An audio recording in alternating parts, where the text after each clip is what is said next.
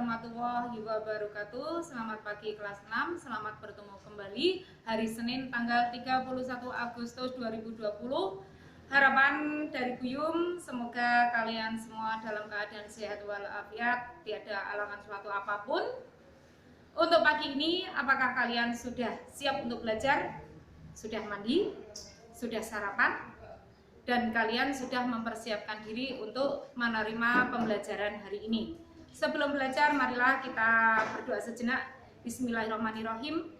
Ya Allah, ya Rahman, ya Rahim, limpahkanlah kesehatan bagi anak-anak kami SD Negeri Caruban, dan berkahilah ilmu yang bermanfaat pagi ini ya Allah. Lindungilah anak-anak kami SD Negeri Caruban beserta keluarganya bebas dari COVID-19.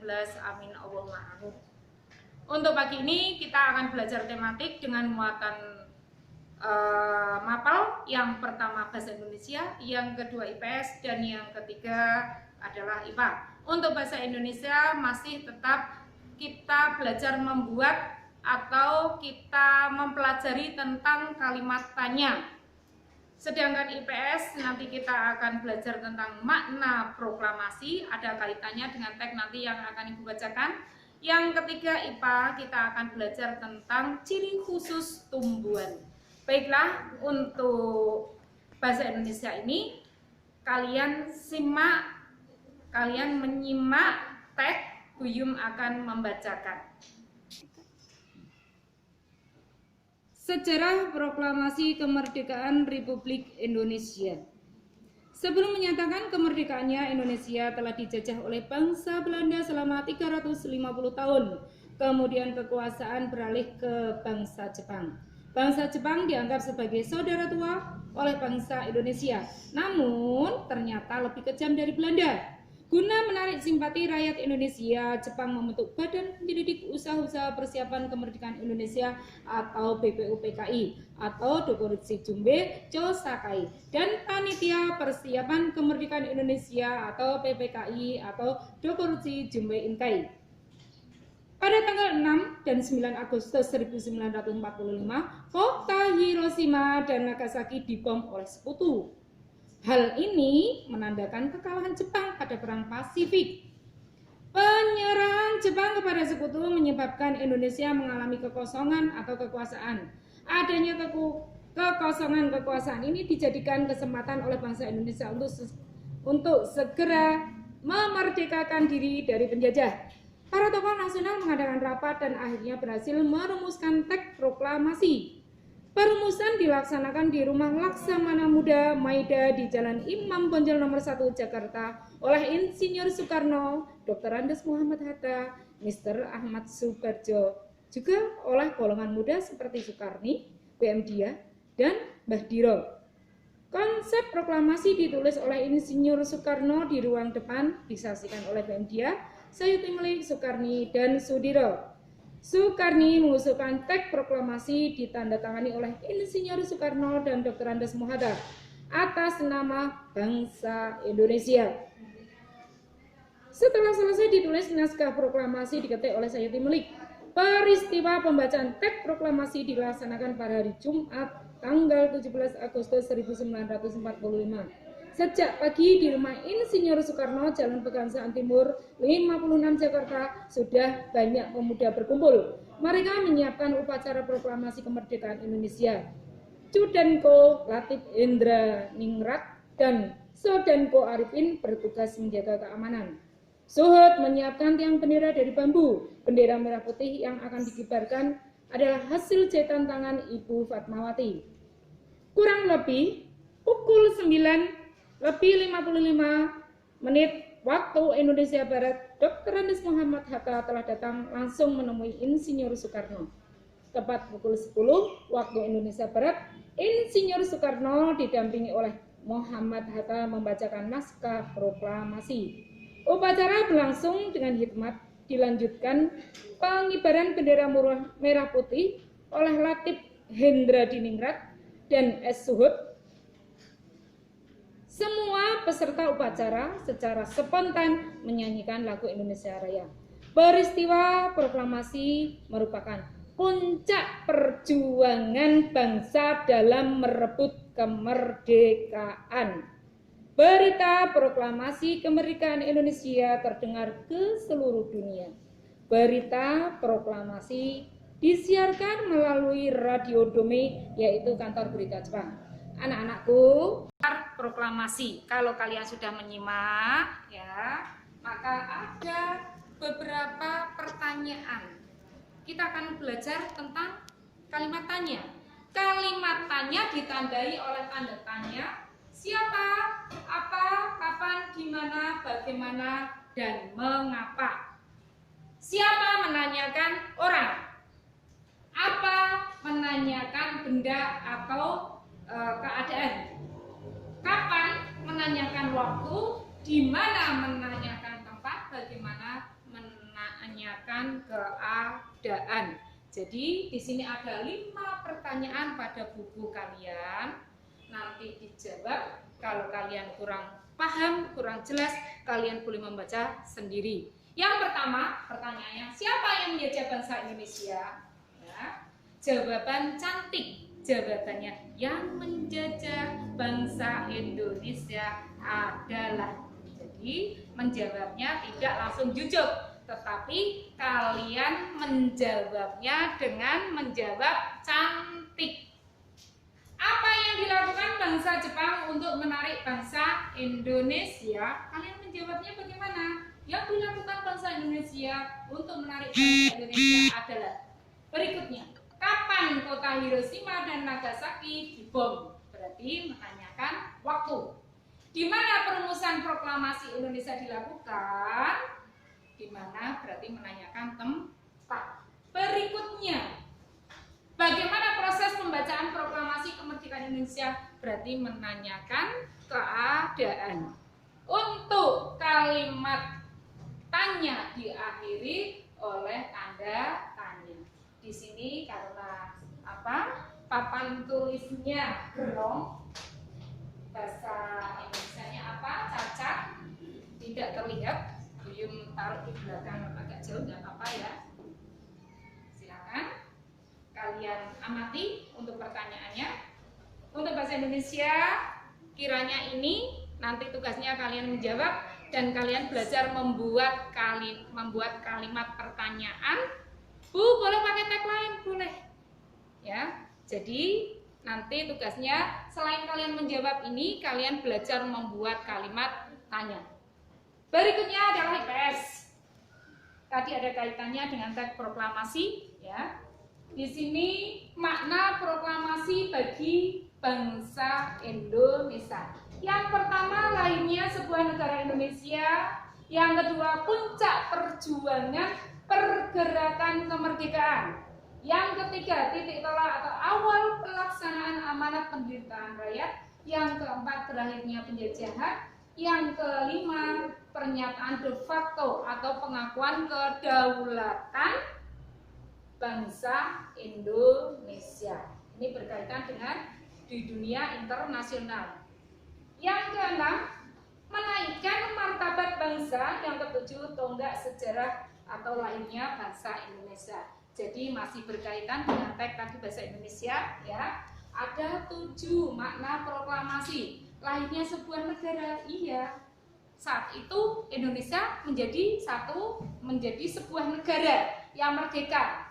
Kemudian puncak perjuangan apa untuk para tokoh yang itu perjuangan kedaerahan sampai nasional, sampai mendekati kemerdekaan, sampai detik-detik kemerdekaan. Jadi puncaknya pada tanggal 17 Agustus 1945. Titik tolak atau awal pelaksanaan amanat penderitaan rakyat di pembukaan Undang-Undang Dasar 1945 alinea 4, disitulah tujuan negara kita. Apa tujuan negara kita? Melindungi seluruh bangsa Indonesia. Yang kedua, apa? Meningkatkan kesejahteraan bangsa Indonesia. Kemudian apa yang ketiga? Meningkatkan apa? Pendidikan. bagi bangsa Indonesia. Yang keempat apa? Ikut melaksanakan perdamaian dunia. Kemudian terangkum dalam Pancasila, sila kelima, itu adalah cermin, itu tujuan, itu pandangan hidup, itu dasar negara kita. Masih ingat dengan Pancasila, sila-sila dari Pancasila yang sudah kita pelajari pada tema 1 ya.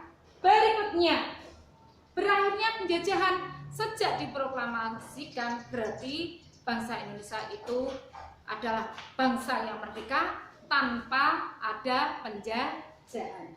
Berikutnya, pernyataan de facto, artinya pengakuan kedaulatan bangsa Indonesia dengan tetangga-tetangga, yaitu di kawasan Asia dan di seluruh dunia. Artinya di dunia internasional menyatakan Indonesia adalah sebuah bangsa, bukan negara jajahan. Menaikkan martabat bangsa. Kalau kita dijajah, kemarin kita sudah belajar bagaimana akibatnya dari penjajahan, penderitaan, kemiskinan, kebodohan, itu semua akan dihapus setelah merdeka, berjuang untuk mengisi kemerdekaan. Berikutnya, enggak sejarah lainnya bangsa Indonesia tadi sudah di atas ya. Dengan adanya proklamasi, maka bangsa Indonesia adalah bangsa yang harus sama derajatnya dengan negara-negara lain. Sampai di sini, nanti kalau kalian belum jelas bisa bertanya ke Buyung, kalian boleh japri, boleh naik di grup, mungkin ada teman kamu yang bisa menjelaskan, nanti dijelaskan di grup. Kalau nanti kalian masih ingin penjelasan, Buyung siap menjelaskan kembali. Kemudian ada 5 pertanyaan di buku kamu, nanti dijawab ya. Tadi 5, sekarang 5, berarti ada 10 pertanyaan, bahasa Indonesia 5, IPS 5. Berikutnya ke IPA. Ciri khusus tumbuhan kita ya. Tumbuhan untuk melangsungkan kehidupannya maka beradaptasi dengan lingkungan. Untuk bertahan hidup maka tumbuhan itu harus apa? Harus memiliki ciri khusus untuk bertahan ya, bertahan hidup. Lalu tumbuhan apa saja yang memiliki ciri khusus berbeda dengan tumbuhan lain yang ada di sekitar kita? Tentunya kalian tahu tumbuhan kaktus. Ya, tumbuhan kaktus itu memiliki ciri khusus. Pertama, apa ciri khususnya? Batangnya tebal, dilapisi oleh lilin. Mengapa batangnya tebal dan dilapisi lilin? Karena tumbuhan kaktus ini hidup di daerah panas untuk mengurangi apa? Mengurangi penguapan.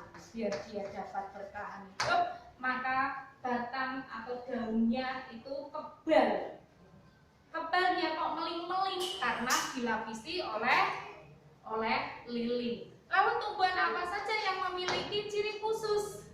Pada saat kemarau seperti sekarang ini, kalau kalian melihat di sekitar kita ada pohon jati. Pada saat kemarau seperti ini, pohon jati itu tidak memiliki daun. Tidak memiliki daun itu karena apa? Dia sengaja menggugurkan daunnya. Menggugurkan daun. Gunanya apa tumbuhan jati ini menggugurkan daun? Gunanya untuk mengurangi penguapan. Mengurangi penguapan. Kecuali pohon jati, apalagi yang menggugurkan daunnya? Pada saat kemarau ini di kebun kamu apa? Bambu.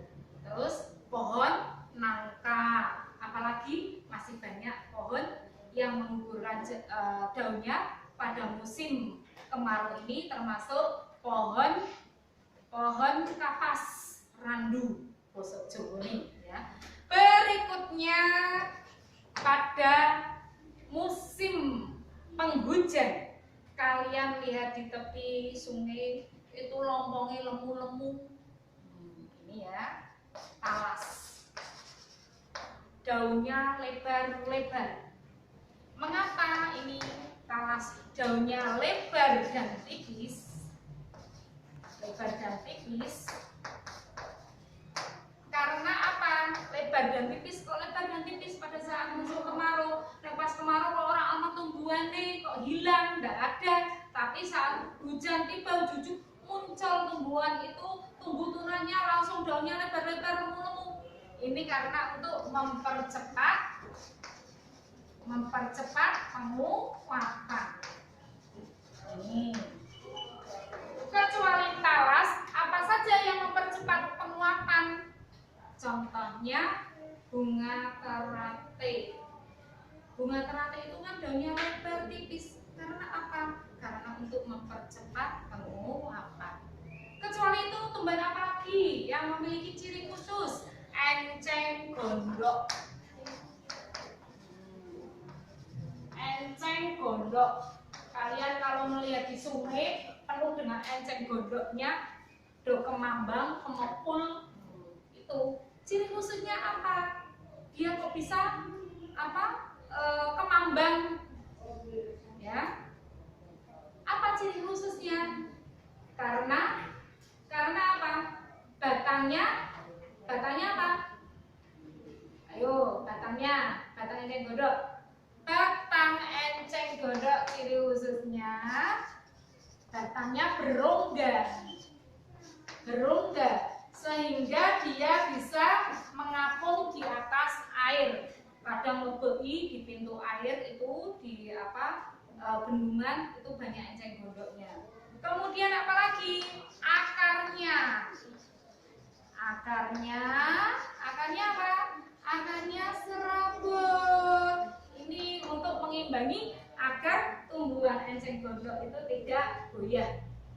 Kecuali ini masih banyak ya yang mengapung. Lalu tumbuhan apa lagi yang mempunyai ciri khusus yang mengeluarkan aroma-aroma? Apa? Tumbuhan Rafflesia arnoldi atau bunga bangkai. Bunga bangkai mengeluarkan bau busuk. Ya. Ciri khususnya bau busuk. Mengapa kok mengeluarkan bau busuk? Gunanya untuk mengundang serangga, karena dia membutuhkan nitrogen dari serangga ini. Jadi bau busuk itu sehingga lalat berdatangan, pluk, masuk, diambil nitrogennya.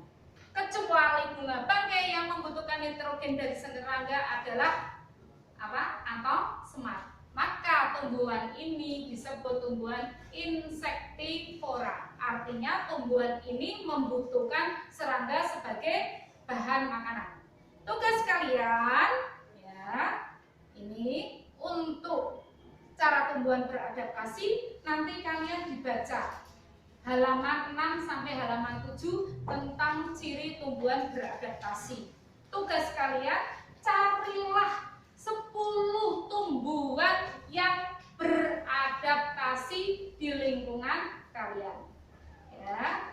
10 tumbuhan. Kamu sebutkan ciri khususnya itu apa tumbuhan itu. Tadi sudah Buyung jelaskan. Ya, 1 sampai 5 nanti kalian mencari tumbuhan lain ya. Oh Bu, di sawah saya itu ada tumbuhan daunnya kecil-kecil, nggak kesenggol, langsung mingkup. Namanya tumbuhan apa itu? Putri malu. Sampai di sini kiranya pembelajaran tematik muatan bahasa Indonesia IPS dan IPA. Nanti kalau ada yang kurang jelas, kalian boleh naik ke grup bertanya. Nanti akan kita jawab bersama-sama. Mungkin teman kamu bisa menjawab atau Buyung yang menjawab.